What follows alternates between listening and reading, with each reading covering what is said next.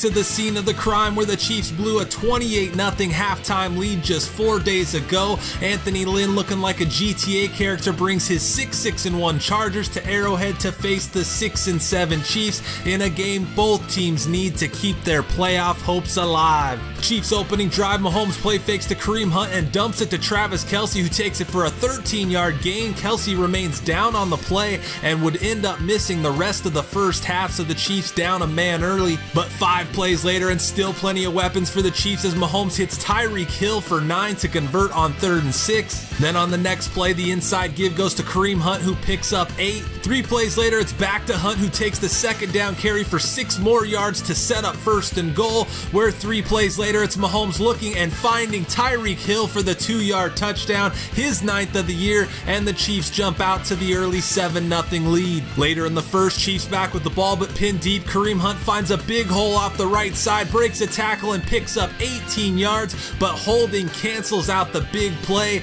Chiefs unaffected though, as on 3rd and 10, it's Mahomes back to Tyreek Hill one more time for 16 yards to move the chains. Then on the next play, more room to run for Hunt as he picks up 11 more and another 1st down. 4 plays later, Hunt and the Chiefs continue to roll as it's 13 more on the ground as Kansas City crosses midfield. Then to start the second, Chargers still with no answers as Hunt takes the toss, hits the secondary, breaking a Derwin James tackle, and takes it down inside the 15 to the 13 for 30 yards. And 2 plays later, it's Mahomes to Sammy Watkins on the slant for 9 yards and his 6th touchdown catch of the year, and the Chiefs again out early as they push their lead to 14. Chargers offense makes its first appearance as Phillip Rivers connects with longtime target Antonio Gates for 13 yards on 3rd and 10. But as quickly as they appear is as quickly as they exit, as on 3rd and 15, Rivers looks again for Gates, but it's Eric Berry picking it off and bringing this one back just shy of the 10 at the 11, and the Chiefs offense takes right back over. But on 2nd and 11, Mahomes looking to throw, but instant pressure up the middle results in an Isaac Rochelle sack, pushing the Chiefs back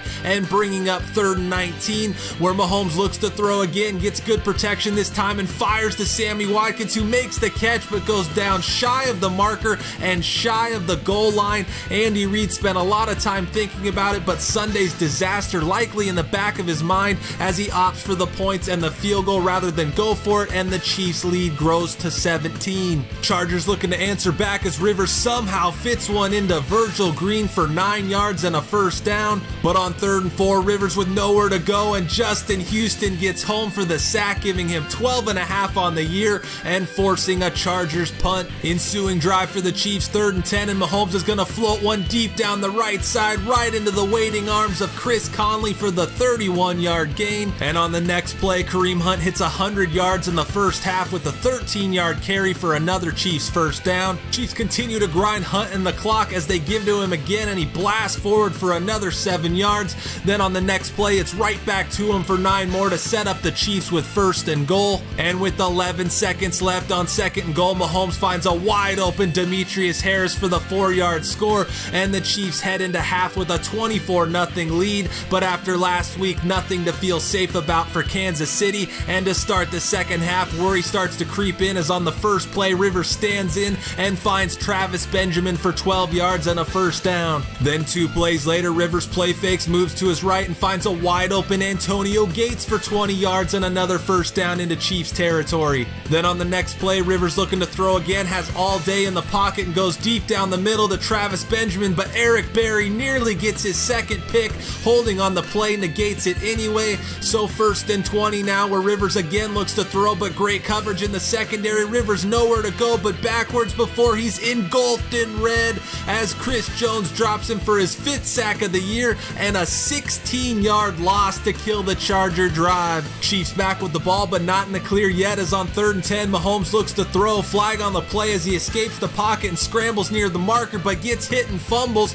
Los Angeles recovers, flag is holding on the Chiefs. Chargers decline and take right back over. Then on the first play for the Chargers, Rivers hits Keenan Allen on the crosser, who avoids 1 tackler and then goes full all Madden, breaking 4 tackles before deciding he wants more of the Chiefs, turning back to take on half of their defense as he picks up 19. Then 2 plays later, Rivers gives to Austin Eckler, who bounces outside, finds a lot of room to run, cuts inside, picking up 12, and then a late flag for a face mask, so half the distance to the goal it goes, and the Chiefs and their fans feeling the tide start to turn. So on first and goal, the give goes to Detrez Newsome, who takes this one to the 2 for a gain of 4. Then on second goal, Rivers looking to throw and standing like a statue in the pocket before finally getting rid of it, but it falls harmlessly incomplete. So on third and goal from the 2, Rivers again looking to throw but nowhere to go and tries to force it to Antonio Gates, but Dorian O'Daniel nearly picks it off, and the Chiefs defense holds as Caleb Sturgis comes on to kick the 19-yard field goal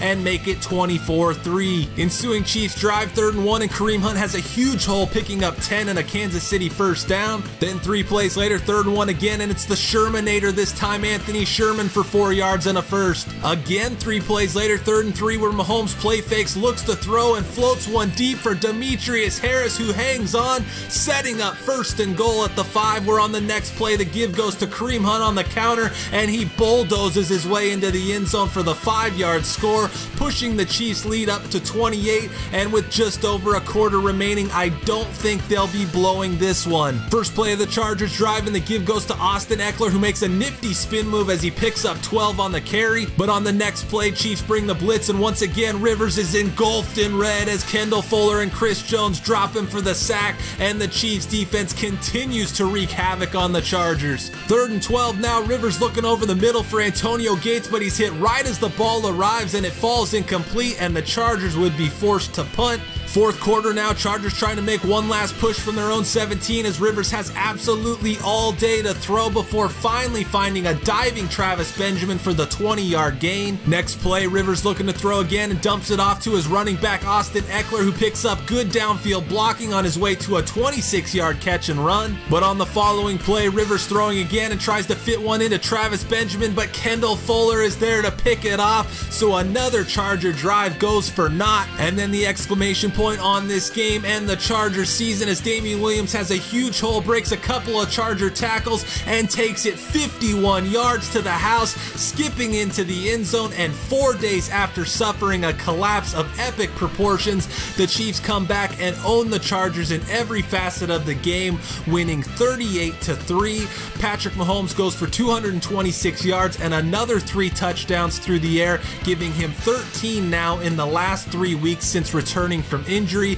Kareem Hunt accounts for 159 of the Chiefs' 243 rushing yards, while the Chiefs defense holds the Chargers to just 48 yards on the ground.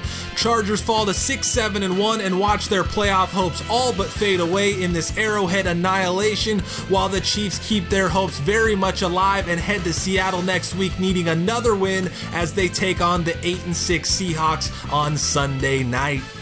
Alright guys, so much better result there than last week, and I'd be lying if I said that I wasn't completely worried the entire second half that it might end up happening again after I fumbled with Mahomes, and then on the next play, Keenan Allen made that catch where he broke like 4 tackles. I was like, here we go, but alas, no All Madden shenanigans this week, and we get the big win and stay alive with 2 games to go. But with that, time to go over the roster side of things, starting with player negotiations, where we start with center Jordan Devey, and I didn't mention this before, but Devey has actually been starting at left guard for me for the last couple of weeks, I think since the Raiders game, and it seems like since then I've had a lot more success on the ground.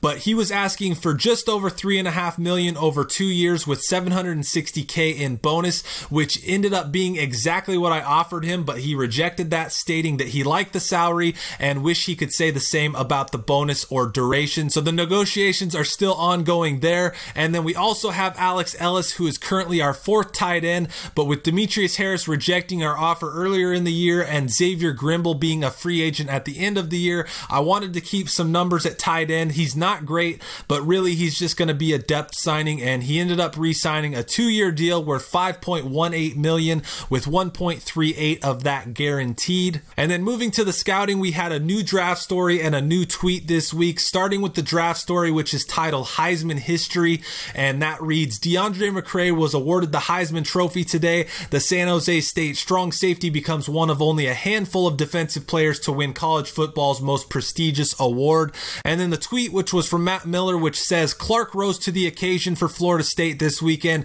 Big late season performance for the big O lineman. So moving to the draft board, we added DeAndre McCray, and he's an interesting one because he was a first round projection, but a second round true talent. But I think the fact that he won the Heisman means that he has superstar dev. So a lot of back and forth kind of there. Now, you don't see Jeff Clark here, who was mentioned in the tweet, because he was actually already added to our draft board in week 5. So there was no need to scout or add him here. But 2 other players made the board in defensive tackle Javari Rhodes, and then also a 5th round guard Carrick Gums out of Indiana, who is also a 5th round true talent. But with that, we move to Around the CFM news and info, starting with, as always, scores from around the league. And as you just saw, we kicked things off on Thursday night with a 38-3 win. Then moving to Saturday, where the Broncos shut out the Browns 23-0. And that doesn't help our division aspirations. But as you'll see when we take a look at the playoff picture, we were going to benefit from whoever won that game either way. And then also on Saturday, the Texans take down the Jets in the 3rd 29-15 game in NFL history.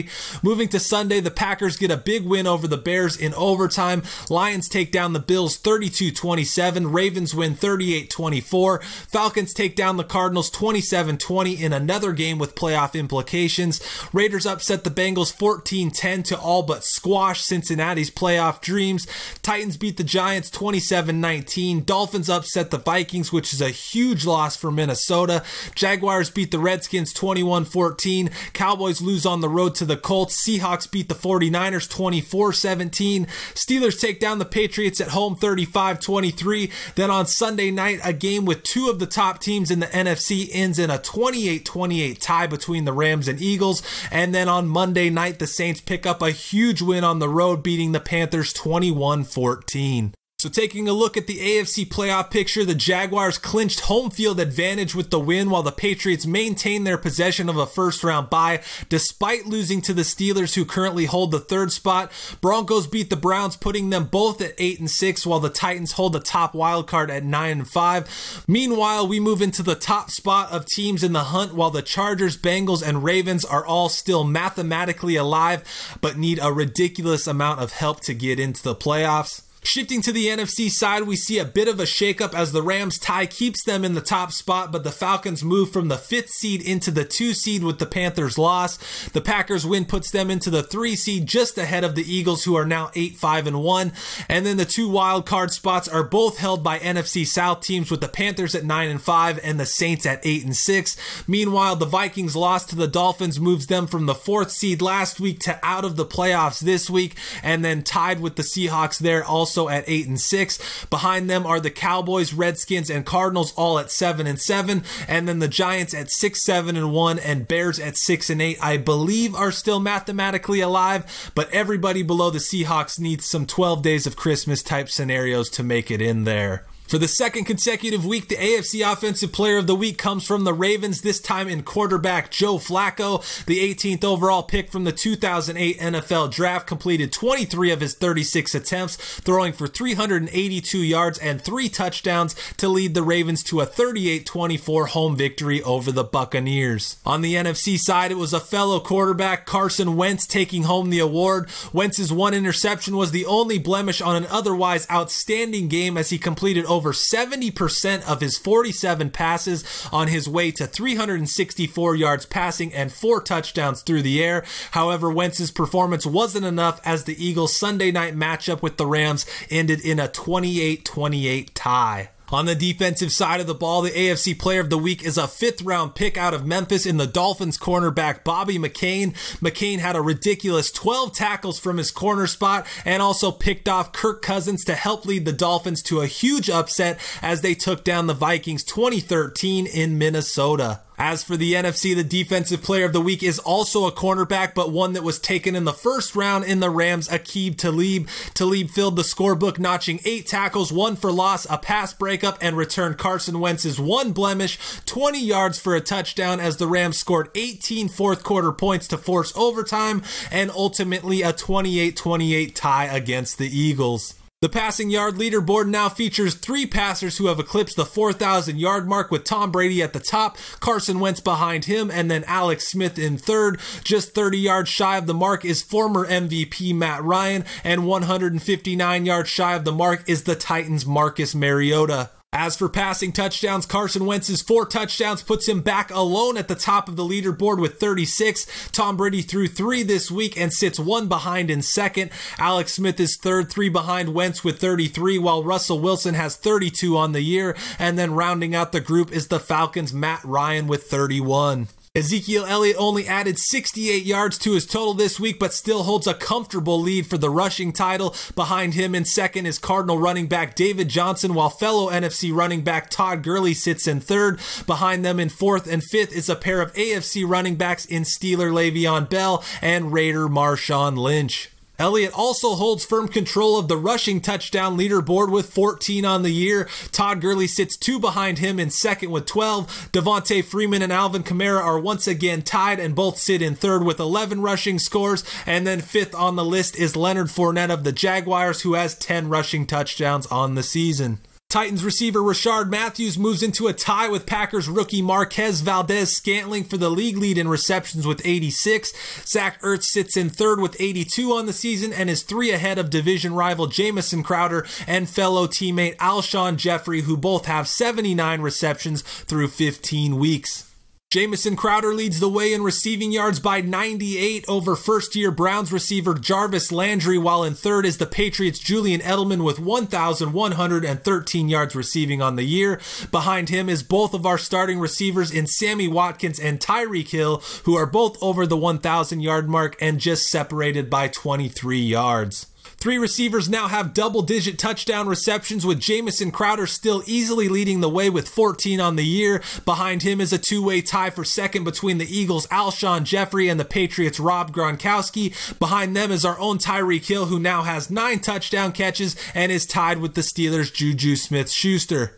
Moving to the defense, Sean Lee sits 1 solo tackle shy of 100 and sits in the top spot with 99. Bobby Wagner is only 1 behind him with 98 in second. Mark Barron sits in third with 95 solo tackles, while Zach Brown of the Redskins is 4th with 91, and Reuben Foster of the 49ers is 5th with 90.